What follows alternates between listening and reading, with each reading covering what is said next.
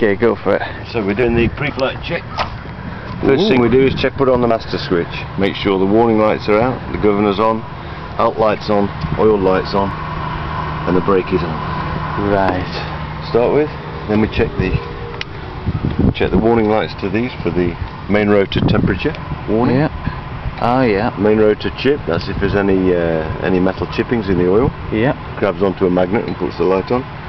Tail rotor chip is working, and the low fuel light is working. Right. And then we just check the fuel level. I'll go on the other side. So the fuel level's almost full, so I don't even have to bother filling up. It's already full, and we shut the master off.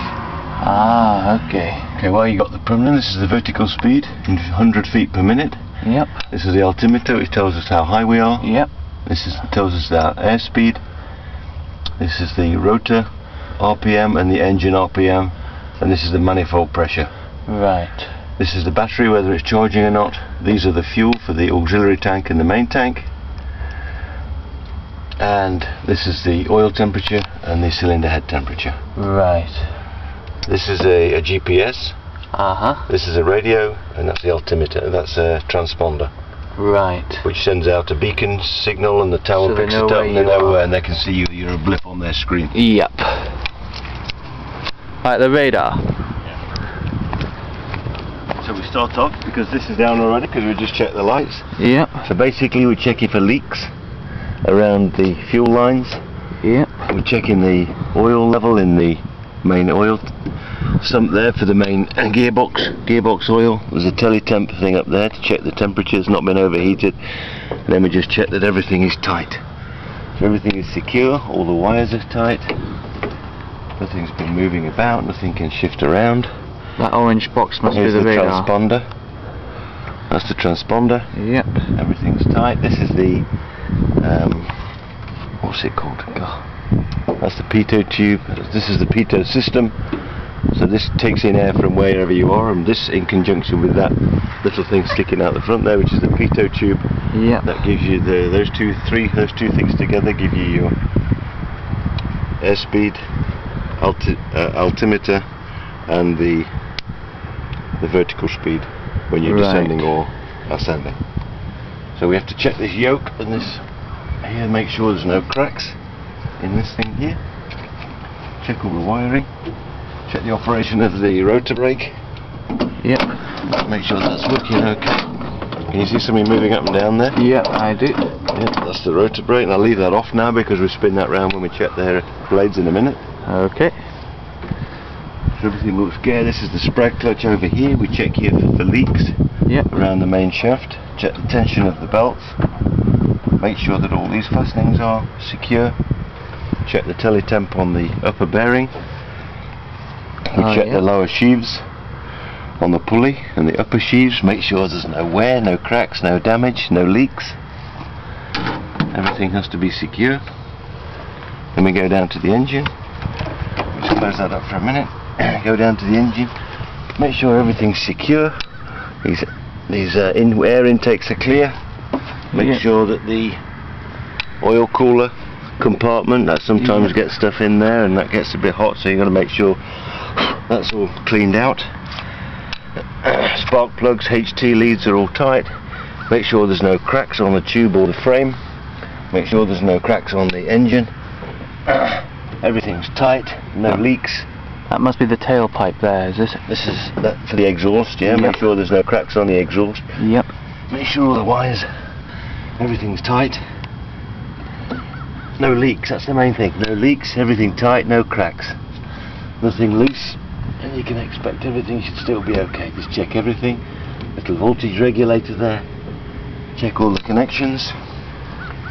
Okay, then we just close that down for a minute in case a gust of wind slams it down. Okay. So this is connected to the pedals and the tail rotor. Changes the pitch of the tail rotor, which swings the helicopter Do that around. again. Ah, yeah. Changing the pitch of the tail rotor, which swings the helicopter around. Because when the blades are turning, the helicopter wants to go in the opposite direction, so the tail rotor is an anti-torque device. Right. So you make sure there's no interference, that everything works. Watch the pedals. Yep. The pedals. The pedals. Yep. The pedals. That's right. So there's no interference there. Again, no leaks. Check these yokes and flex couplings, check them for cracks.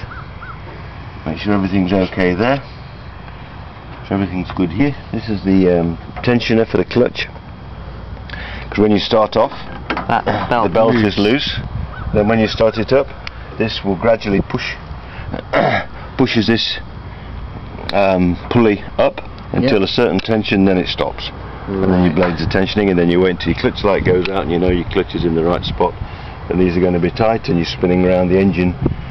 There's a gearing between the engine and the rotor. I can't remember what it is now, but I think the rotor blade turns just under 600 feet a minute. Okay. So check all that, check those, make sure there's no cracks, and then you check the fastenings. Right. Make sure all the rivets are secure, all the bolts are secure.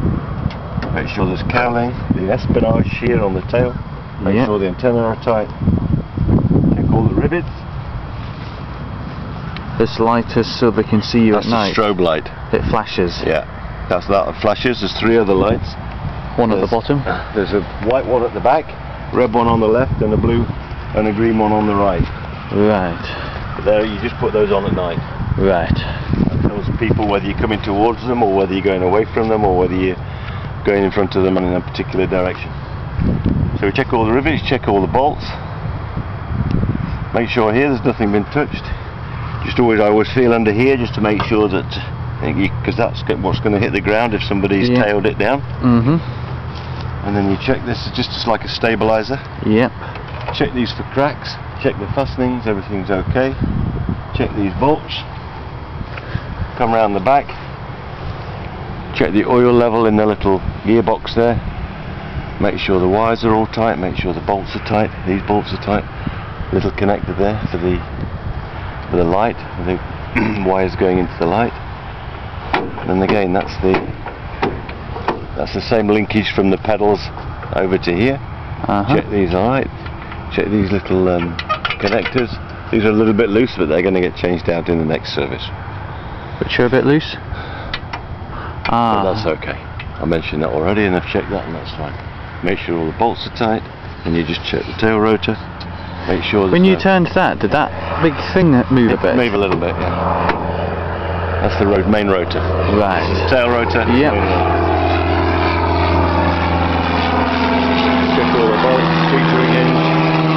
Sure it's free to rotate. It's all tight. Yeah, when you moved that a bit, that moved a bit too. Yeah. It was a direct connection. See? Oh wow. So the engine turns, it's got a gearbox here on from the engine, which drives the rotor. Yep. And it's got a gearbox and rotor at the back through those yokes and connections.